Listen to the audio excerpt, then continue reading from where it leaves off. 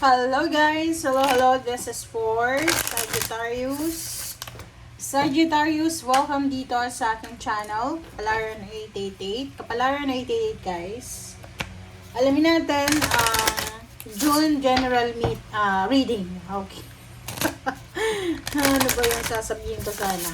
Okay. Sagittarius, June. Monthly general reading tayo. So, let's check. Okay. Okay. Nako. Ikaw ba yan? Or ibang tao yan?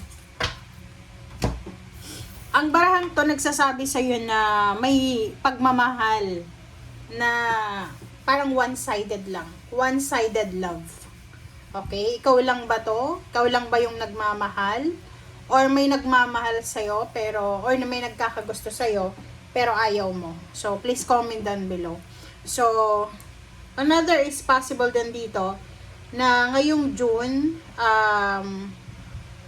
vice versa yan eh. It's either ikaw or ibang tao, yung magkakagusto sa'yo. Ikaw magkakagusto sa kanya, pero siya walang gusto sa'yo. Or ikaw, magugustuhan niya, pero hindi mo naman siya gusto. Parang ganon. Okay. Next is wars and battles and health. Dito sa barahang to, sinasabi ng barahan na ngayong buwan ng June, kailangan mong alagaan ang sarili mo, Sagittarius. Kasi doon sa mga Sagittarius na sobrang workaholic ha, sa mga workaholic lang naman ito. Kasi kung hindi ka naman workaholic, syempre wala ka naman na dapat problemahin sa health mo sa ngayon. Eto, sinasabi ng barahan na mag-iingat ka. Okay? You need to be careful, lalo na sa health mo. Okay? Mag-iingat kayo sa health nyo, guys. Kasi etong barahan na to, mapapera man yan, pera, or pwedeng career, love life, or yung emotion mo, yung physical health mo. Sinasabi ng baraha sa'yo na possible na may battles and wars dyan. So, maraming gulo. Even sa love life, if you are parang in a relationship, kung may karelasyon ka na water sign, Pisces, Scorpion, Cancer, pwedeng Aquarius, or pwedeng ano pa ba, any zodiac sign na karelasyon nyo, mayroon dito yung karelasyon nyo yung may problema, okay? Parang medyo stress siya, or ina-anxiety, may depression, na yung ikaw yung magiging niya, parang ano bang tawag doon? Ibibigay niya sa'yo yung mga nararamdaman niyang stress. Parang ganun. So, there's a wars and battles. So, sinasabi ng bara sa'yo na ihanda mo yung sarili mo ngayong buwan ng June. Kasi, pwedeng love life yan, pwedeng ikaw, nagmamahal ka pero hindi ka mahal. So, talagang makikipaglaban ka. Yun yung nakikita natin. Another is health. Sinasabi ng bara sa'yo dito na yun, you need to be careful also sa health mo.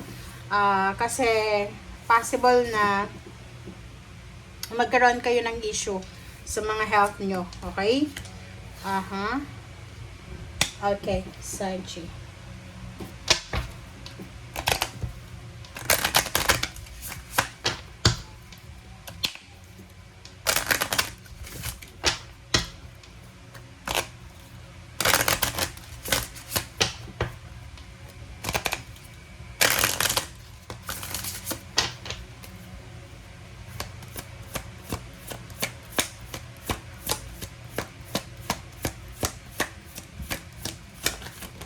Okay. You have 3 cards sa second deck. Homeland, Beauty, and Dreams. Wow.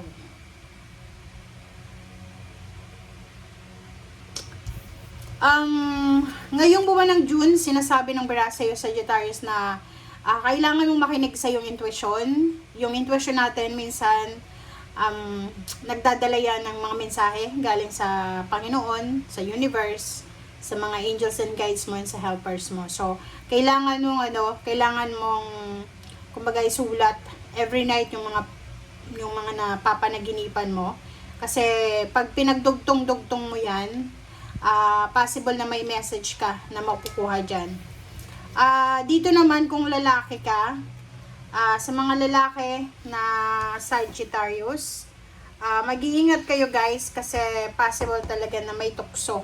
Pwedeng kung lalaki ka, may magkakagusto sa yung babae, na yung babaeng yan ay posibleng ipaglalaban niya talaga.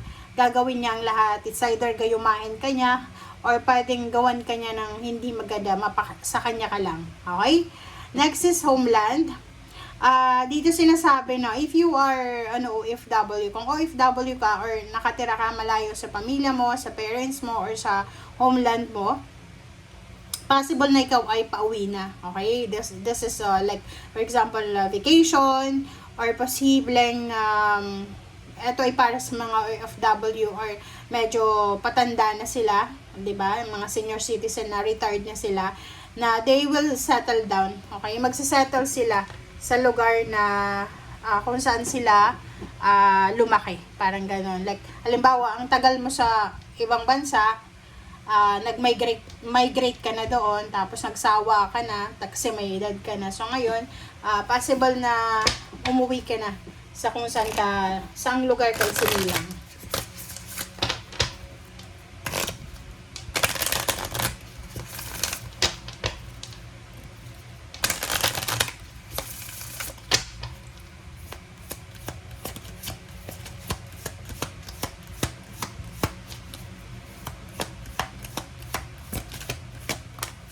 Okay. This one is awakening. So, Ace of Cups siya. So, sinasabi ng baraha sa'yo dito na ngayong buwan ng June, kailangan mong unahin yung sarili mong kaligayahan. Yun yung sinasabi ng baraha. Para sa mga Sagittarius na masyadong people pleaser, binigay mo na lahat-lahat sa mahal mo sa buhay, sa kaibigan, sa trabaho. Ito yung gawin mo naman sa ngayon na June. Ngayong June, alagaan mo yung health mo, yung sarili mo, yung pera mo. Basta, kailangan focus ka lang sa sarili mo. Ngayong buwan na to. Sorry. Alright. And let's check. Ano pa ba ang additional messages na kailangan nung marinig?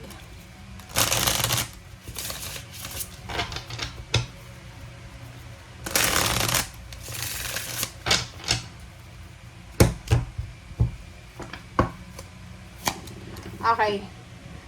Three of Swords and Queen of Pentacles, Ace of Pentacles, Page of Swords, and Strength card, Ace of Cups, and Knight of Pentacles. So, 2, 4, 6, 7. So, kung makikita mo dito guys, sinasabi ng baraha sa'yo dito na medyo disappointed ka siguro or may mga disappointments ka na mararanasan sa buwan na to ng June. Pwedeng siya, first and second week of June, medyo disappointed ka, confused ka.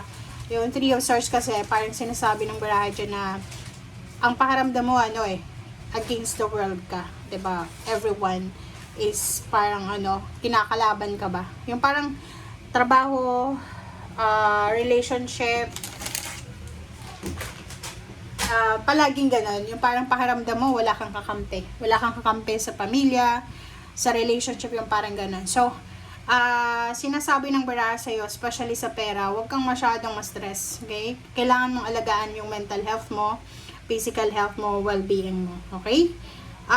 Sinasabi ng baraha sa'yo dito na kung galing ka sa heartbreak, like halimbawa, nakipaghiwalay sa'yo yung long-term na kalibin mo, dito sinasabi ng baraha sa'yo na huwag kang mag-alala kasi lahat ng luha na iniluha mo, eto ay totoo ha.